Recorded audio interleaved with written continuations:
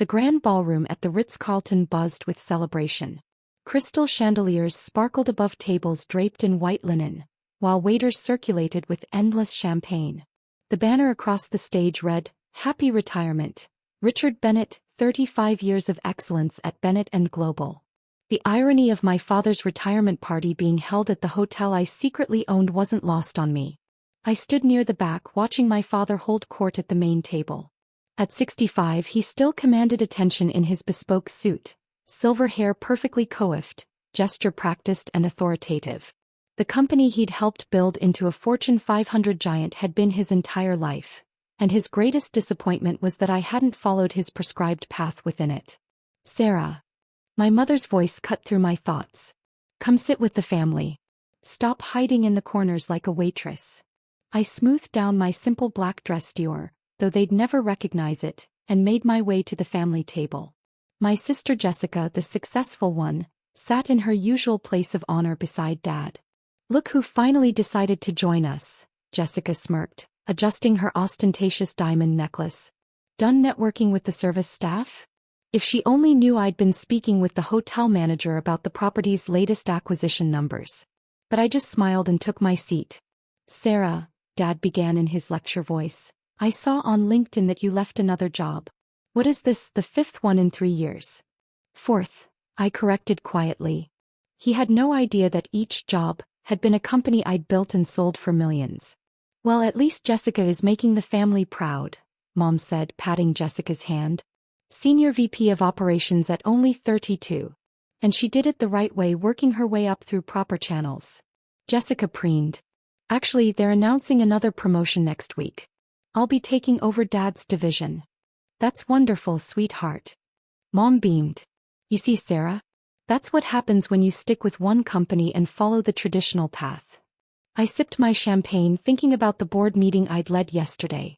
The traditional path had never been my style. "I manage," I said simply. "Manage?" Dad scoffed. "You're 35 and you can't keep a steady job. Do you know how embarrassing it is when board members ask about you?" "Richard," a deep voice interrupted. "Is this the infamous Sarah I keep hearing about?" We looked up to see Marcus Chin, the company's CEO, standing at our table. Dad immediately straightened up, his criticism forgotten in the presence of his boss. "Ah, Marcus, this is Sarah. He's between opportunities at the moment." Marcus's eyes met mine briefly, a hint of amusement in them. He knew exactly what opportunities I was between. "Is that so?" He checked his watch. "Well, it's almost time for the speeches. Richard, you'll want to be near the stage."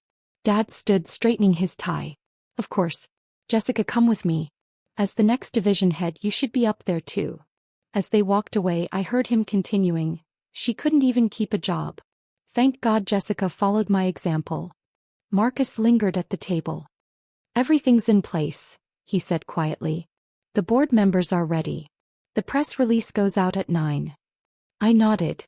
"And the shareholders?" "All on board. They've been quite impressed with the mysterious consultant who turned the company around this past year." Mom was watching our interaction with suspicious confusion. "Sarah, don't bother Mr. Chin with your job hunting stories. He has important matters to discuss." Marcus bit back a smile. "Indeed I do, Mrs. Bennett. If you'll excuse me." The lights dimmed and the evening's MC took the stage. "Ladies and gentlemen, please take your seats. We're here tonight to honor Richard Bennett's 35 years of service." I watched my father bask in the applause, Jessica beaming at his side. They had no idea that in exactly 17 minutes, their carefully ordered world would shatter. "Want to bet on how many glasses of champagne get dropped?" Marcus whispered as he passed my chair. I smiled, thinking of the photographs that would appear in tomorrow's Wall Street Journal. All of them. The retirement speeches droned on, each executive taking their turn to praise my father's visionary leadership and commitment to traditional values. I knew what that really meant: his stubborn resistance to digital transformation and his habit of promoting based on country club memberships rather than merit. Jessica took the podium, her voice syrupy with fake emotion. "As many of you know, my father always stressed the importance of loyalty and following the proper corporate ladder. Unlike some people," she glanced meaningfully in my direction, "I listened. And next week I'll be proud to announce my new role leading his division. More applause. Mom wiped away tears of joy while Dad practically burst with pride. If they only knew that Jessica's division would cease to exist in about 10 minutes. My phone buzzed silently, a message from Elena, my chief strategy officer. Media embargo lifts in 8 minutes. Wall Street Journal and Financial Times are ready. Your father's going to need medical attention when he sees the headlines. I thought back to the day 3 years ago when this all began. Dad had called a family meeting to discuss my embarrassing career choices. Flashback. Investment in digital transformation? Dad had laughed, waving away my careful presentation. Sarah, you're becoming a joke in the industry. Jumping from startup to startup talking about innovation and disruption. That's not how real business works. But Dad, the market is changing. Bennett Global needs to adapt. Enough. He slammed his hand on the desk. I've arranged an entry-level position in accounting. You'll start Monday, learn the business properly like Jessica did.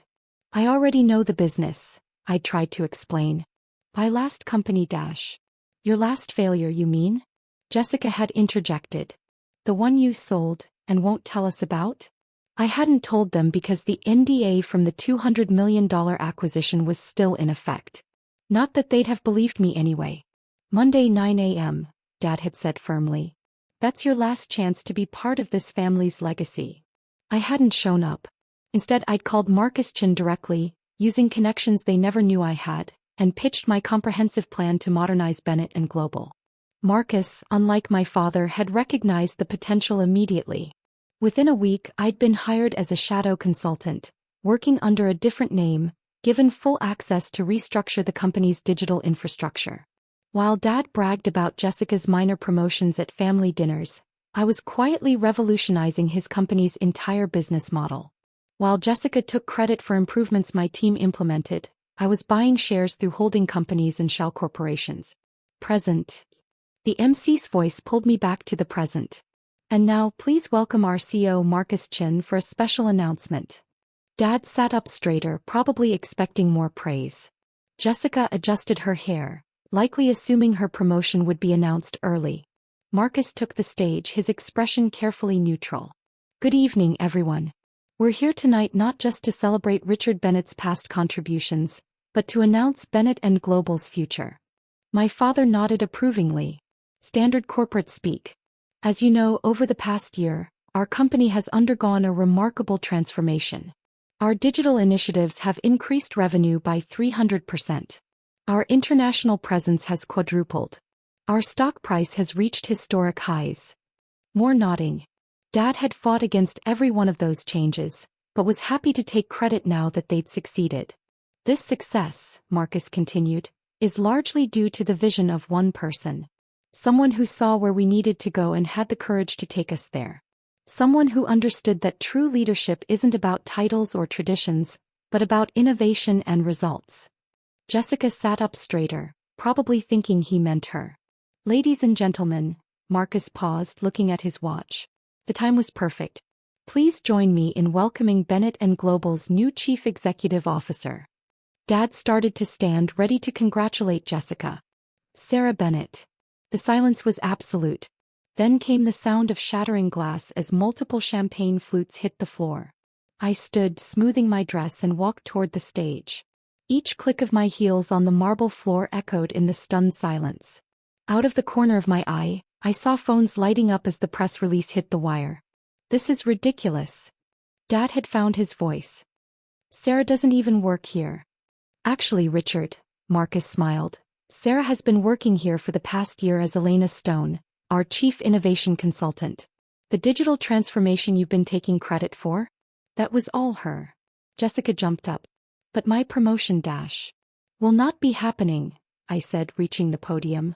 Your division is being restructured, along with most of the outdated corporate hierarchy. The screens around the ballroom came to life, displaying real-time news headlines. Bennett Global announces surprise CEO appointment. Mysterious tech innovator revealed as founder's daughter. Wall Street celebrates as Bennett Global enters new era. You can't do this, Dad stammered. The board would never approve. The board approved it unanimously last week, Marcus interjected. Sarah's leadership over the past year has been remarkable. The shareholders are thrilled. Mom had collapsed back into her chair, her perfectly manicured hand clutching her pearls. But all those failed jobs were companies I built and sold, I said into the microphone, letting everyone hear. That embarrassing startup you mocked at Christmas? Sold for $200 million. The waste of time project last summer? Now powers half of Silicon Valley's payment systems. The room had erupted into chaos. Reporters were shoving forward, cameras flashing. Board members were explaining to shocked executives about the company's new direction. And my family looked like they'd seen a ghost. And now, I continued smoothly, I'd like to outline Bennett and Global's vision for the future. A future where innovation trumps tradition, where merit outweighs connections, and where even the daughter who couldn't keep a job can become CEO.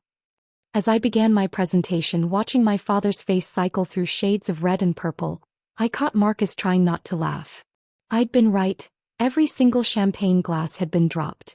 The next hour was a blur of camera flashes, handshakes, and watching my family's carefully constructed reality crumble. Dad sat frozen in his chair, his retirement speech forgotten in his lap. Jessica had disappeared, probably to call the executive recruiter she'd been bragging about at Christmas dinner. Mom kept dabbing at her eyes, smearing her expensive makeup. As I concluded my presentation about Bennett and Global's digital future, the room erupted in genuine applause, not the polite golf claps my father's old guard usually offered. And now, I said, enjoying the moment, I'd like to announce our first major initiative under the new leadership. The screens displayed our latest acquisition, Robertson Technologies, our biggest competitor.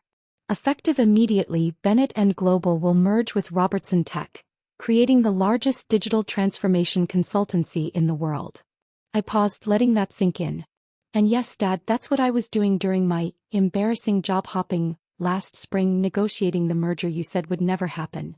More champagne glasses hit the floor. But I turned down Robertson's merger offer last year. Dad sputtered, finally finding his voice. Said they were too focused on that digital nonsense dash. You turned down their public offer, I corrected. I made a better one through one of my failed companies that you never bothered to learn about. The reporters were having a field day. I could already see tomorrow's headlines. Bennett daughter orchestrates biggest tech merger of the decade at father's retirement party. Marcus stepped forward with another folder. The paperwork is ready, Sarah. Should we do this now, make it official? What paperwork? Jessica had reappeared, her face blotchy. Daddy, stop her. The reorganization charts, I explained, taking the folder. Including the elimination of several redundant executive positions, including yours, Jessica. You can't fire me, she shrieked. I'm a Bennett. Actually, I smiled, being a Bennett is precisely why you're being let go. Our new merit-based system doesn't allow for nepotism. Mom stood up, swaying slightly. Sarah, how could you do this to your family? Family? I raised an eyebrow.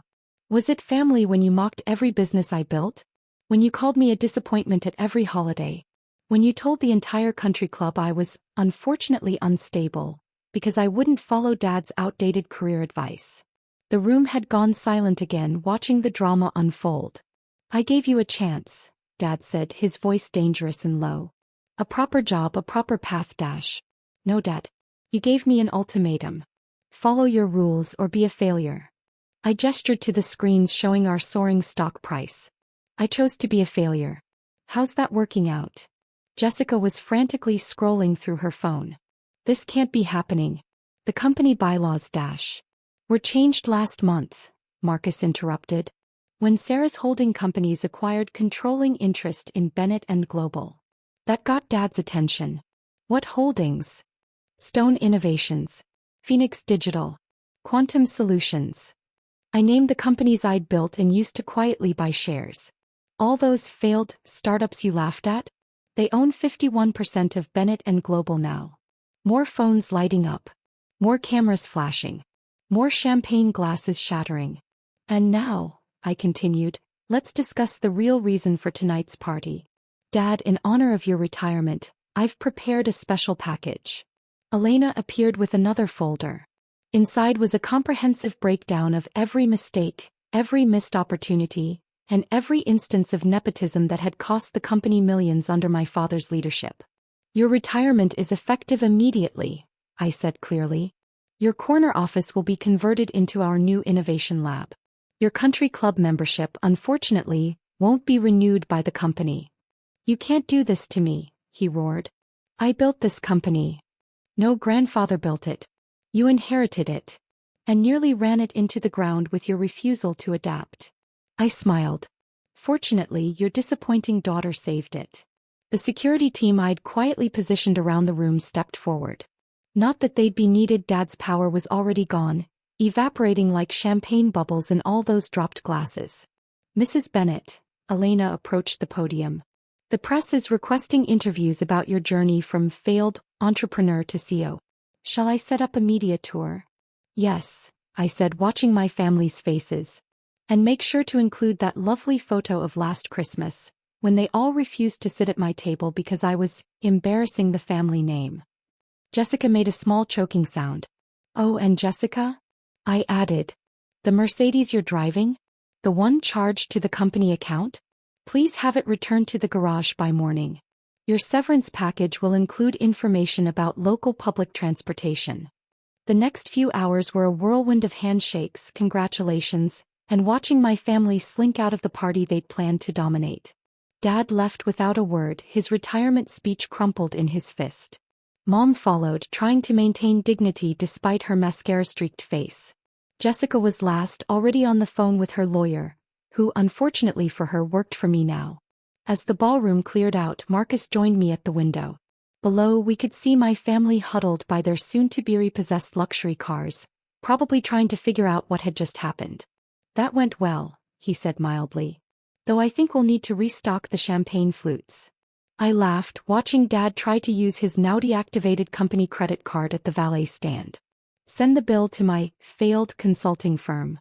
Speaking of which, Marcus gestured to my phone, which was buzzing with messages. Your mother just posted on LinkedIn.